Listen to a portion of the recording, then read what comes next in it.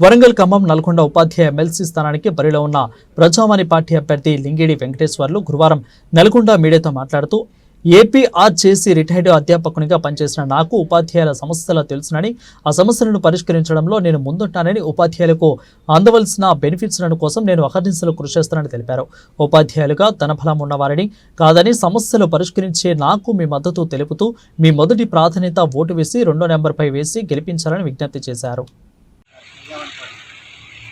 Nalgonda Warangal Khammam teachers MLC స్థానానికి బరిలో ఉన్నటువంటి ప్రజావాణి పార్టీ లింగిడి వెంకటేశ్వర్లు ప్రస్తుతం మనతో ఉన్నారు. వారికి టీచర్స్ల మద్దతు ఏ విధంగా ఉంది, వారు ప్రచారం ఎలా నిర్వహిస్తున్నారో ప్రస్తుతం మనం అడిగి తెలుసుకుందాం. సార్ చెప్పండి, మీరు ప్రజావాణి పార్టీ తరఫు నుంచి బరిలో ఉన్నారు, ఏ విధంగా ప్రచారం నిర్వహిస్తున్నారు? అందరికీ నమస్కారం అండి. మొదటగా స్వతసిద్ధంగా నేను ఒక ఉపాధ్యాయ రంగం నుంచి వచ్చినటువంటి వ్యక్తిని. 7 సంవత్సరాలు ప్రైవేట్ టీచర్గా, 2 సంవత్సరాలు ఎగ్జిక్యూటివ్ టీచర్గా, ఆంధ్రప్రదేశ్ రెసిడెన్షియల్ జూనియర్ కాలేజీలలో, హై స్కూల్స్లలో టీజీటీగా, పీజీటీగా, జేఎల్గా, ప్రిన్సిపల్గా మొత్తం 37 సంవత్సరాలు నేను విద్యారంగంలో సేవలు కొనసాగించినటువంటి ఒక మేధావి వర్గానికి చెందినటువంటి వ్యక్తిని. అనేక ఆటుపోట్లు కూడా చూశాను.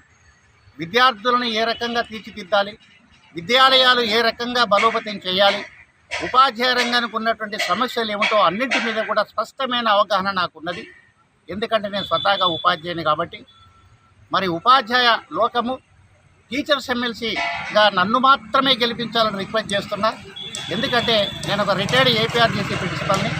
విద్యారంగం యొక్క సమస్యలు గురుకుల పాఠశాలలు కానివ్వండి, కేజీబీవీ పాఠశాలలు కానివ్వండి, మోడల్ స్కూల్స్ కానివ్వండి, ఆశ్రమ పాఠశాలలు కానివ్వండి, జిల్లా పరిషత్ స్కూల్స్ కానివ్వండి, ఐటీఐలు కానివ్వండి, టీటీసీలు కానివ్వండి, బీఈడీలు కానివ్వండి, ఇంజనీరింగ్ కాలేజీలు కానివ్వండి, మెడికల్ కాలేజీలు కానివ్వండి, ఏదైనా సరే విద్యారంగానికి సంబంధించినటువంటి ప్రతి సమస్యను నేను ఆకలింపు చేసుకున్నటువంటి వ్యక్తిని.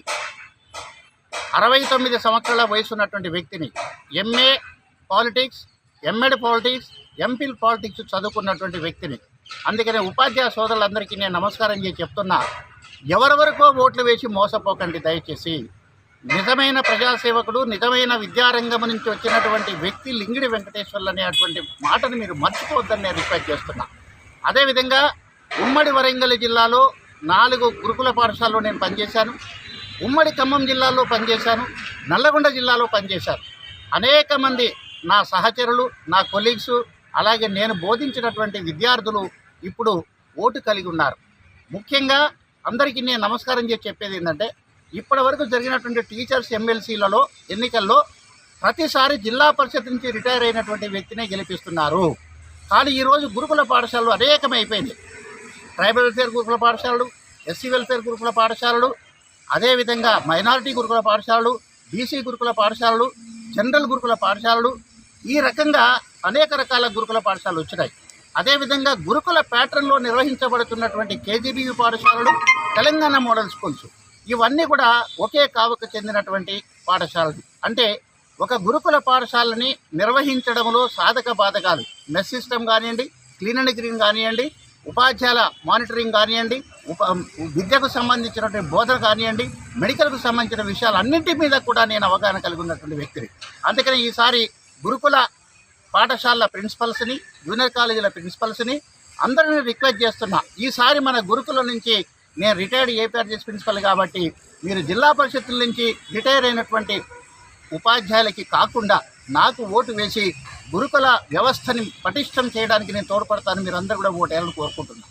ఇక నా ప్రచార సరళి, గత 3 నెలల నుండి ఉమ్మడి జిల్లాలో ఉన్నటువంటి Zilla Parishad high schools, government schools, medical కాలేజీలు, ఇంజనీరింగ్ కాలేజీలు, ఆశ్రమ హై స్కూల్స్, అలాగే ఐటీఐలు, టీటీసీలు అన్నింటినీ కూడా కలెక్టర్లకి ఆర్టీఐ ద్వారా అప్లికేషన్లు పెట్టి, హై స్కూల్స్ కూడా ఆర్టీఐ సమాచార చట్టం ద్వారా పెట్టి అందరి యొక్క స్టాఫ్ సర్టిఫికేట్ తెప్పించడం జరిగింది, ఓటర్ లిస్ట్ తెప్పించడం జరిగింది.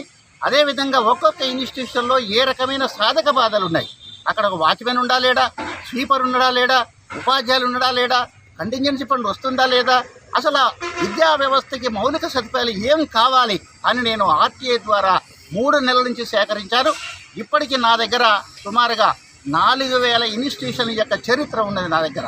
అందుకని నేనేం చెప్పగలుగుతున్నానంటే, ప్రతి వ్యక్తి దగ్గరికి, ప్రతి పాఠశాల దగ్గరికి, ప్రతి జిల్లాలో నా యొక్క పాంప్లెట్ పోయింది, నా యొక్క లెటర్ పోయింది.